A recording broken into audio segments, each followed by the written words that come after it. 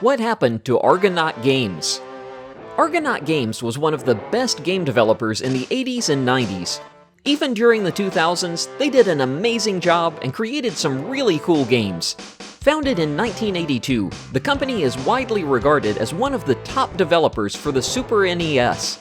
Their game Star Fox became a legendary title, and it was bringing in support for revolutionary hardware.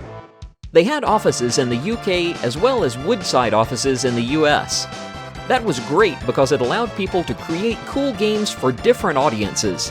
In fact, in 1995, the company was split into Argonaut Software Limited and Argonaut Technologies Limited. While they shifted their location, the company did end up continuing their work. Then they shared an office since the company was moved to a new building. They were rebranded in 1998, and Argonaut Games was floated in 1999. It was in 2004 when Argonaut Games called in the receivers and laid off 100 employees, only to be put on sale. Most of the people that were laid off ended up going to Rocksteady. The problem here, and the reason why Argonaut Games ended up with these issues, is because there was a lack of a constant stream of publishing deals.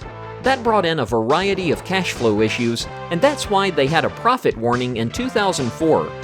The company entered liquidation in 2005, and then it was dissolved in early 2007. It's strange that the developers of Star Fox, Alien Odyssey, Creature Shock, Vortex, multiple Harry Potter games, Bionicle, The Emperor's New Groove, and other cool games had no publishing deals. But the truth is that the gaming business can be very challenging. One thing I really learned at Nintendo, one really important rule, or law, I suppose, is never to get attached to anything too much. Because Nintendo will, or Miyamoto-san will basically cut stuff completely from parts of the game. You know, you might spend a lot of time developing one particular idea, you know, and if it doesn't work, then just cut it out. That's the rule. As you can see, the main reason behind their problems was mismanagement. The management team was unable to secure enough deals to keep the studio alive. They did create roughly a game per year or every 2 years, but the last ones did not really bring in a lot of revenue. That's the reason why they ended up losing the battle and eventually facing financial problems.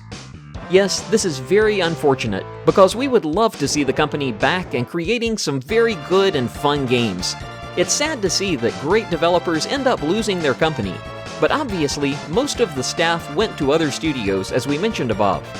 At the end of the day, it's easy to see how Argonaut Games ended up being a great company, and they established some really fun games. It definitely had its fair share of failures, but in the end, all studios have that.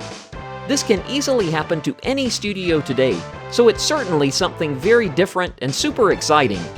You can still enjoy the creations of Argonaut Games and their content, but unfortunately the company doesn't exist anymore.